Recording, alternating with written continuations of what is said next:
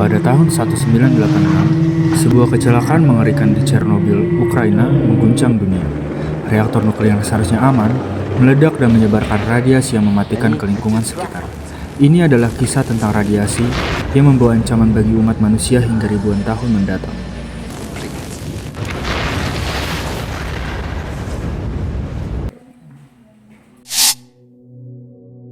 Pada tanggal 26 April 1986, sebuah reaktor di pembangkit listrik tenaga nuklir Chernobyl, tepatnya di reaktor 4, meledak.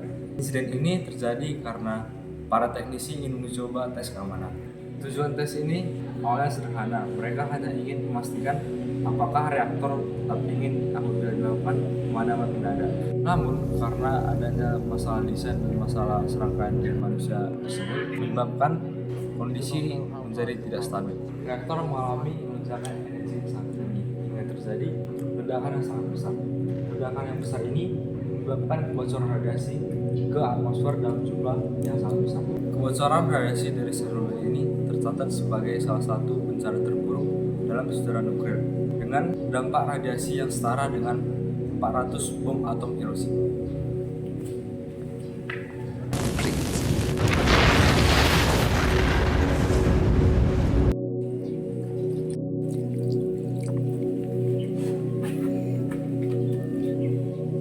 Untuk memahami bencana ini, kita perlu memahami dasar dari radiasi dan radioaktif. Di Chernobyl, reaktor nuklirnya menggunakan uranium sebagai bahan bakarnya. Uranium adalah salah satu dari unsur radioaktif, yang artinya dapat meluruh dan mengeluarkan energi dalam bentuk radiasi. Radiasi. Radiasi adalah energi yang dihasilkan dari atom-atom tidak stabil. Ada beberapa jenis dari radiasi. Yang pertama itu partikel alfa. Partikel alfa ini bisa dihalangi oleh kertas, namun sangat berbahaya apabila terhirup atau tertelan. Yang kedua, partikel beta.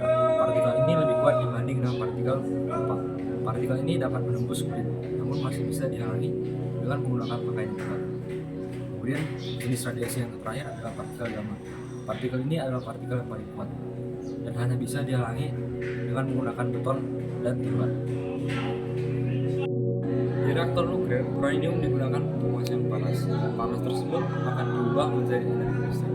Namun, di Chernobyl, ketika reaktor kehilangan kendali, radiasi menyebar tanpa hambatan. Akibatnya, unsur-unsur radioaktif akan menyebar ke lingkungan. Nah, kemudian kejadian tersebut akan membahayakan aktivitas manusia dan lingkungan.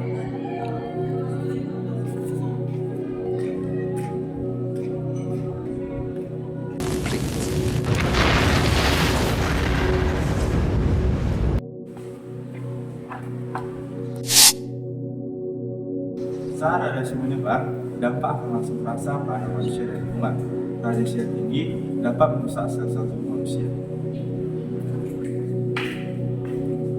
Salah satu dampak terbesarnya adalah kerusakan DNA, yang dimana dapat menyebabkan kanker serta mutasi yang dapat diwariskan ke generasi berikutnya.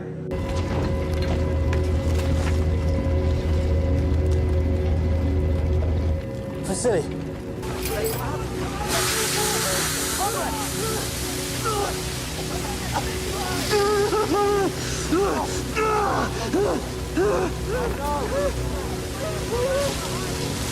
sekitar Chernobyl, banyak penduduk yang terkena dampak radiasi ini. Mereka yang selamat mengalami penyakit seperti masalah kulit, kerusakan organ, hingga leukemia. Bukan hanya manusia yang merasakan dampaknya, tapi lingkungan juga dapat merasakannya. Hutan-hutan di sekitar reaktor menjadi hutan merah karena pepohonan yang sudah mati dan berubah menjadi merah karena radiasi. Banyak hewan yang mengalami mutasi, dari burung dengan paruh yang bengkok hingga serigala yang hidup di zona yang dikenal sebagai zona eksklusi.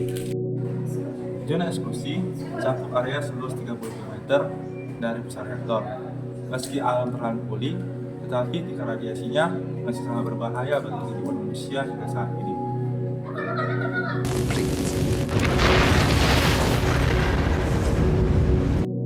Di Chernobyl, unsur yang banyak terlepas adalah cesium-137 dan strontium-90. Cesium-137 memiliki waktu paruh sekitar 30 tahun, sedangkan strontium-90 memiliki waktu paruh sekitar 29 tahun. Artinya, unsur-unsur ini akan tetap berada di lingkungan dan terus memancarkan radiasi selama puluhan bahkan ratusan tahun.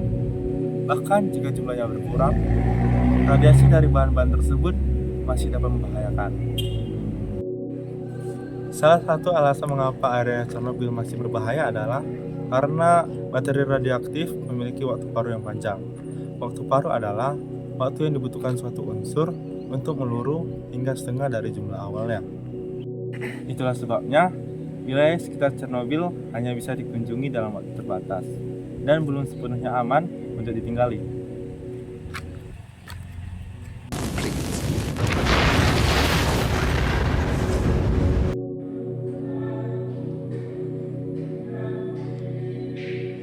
Dari bencana Chernobyl, dunia banyak belajar tentang pentingnya keselamatan dalam penggunaan teknologi nuklir. Setelah kejadian ini, banyak negara mengembangkan standar keamanannya untuk reaktor nuklir, sehingga banyak teknologi baru yang telah dikembangkan untuk memastikan reaktor nuklir tetap aman dalam segala kondisi, bahkan saat terjadi pemadaman. Chernobyl adalah pengingat akan kesalahan besar yang kita mainkan. Bencana ini mengajarkan kita untuk tidak meremehkan risiko yang datang dan terus mengembangkan teknologi yang lebih aman untuk masa depan.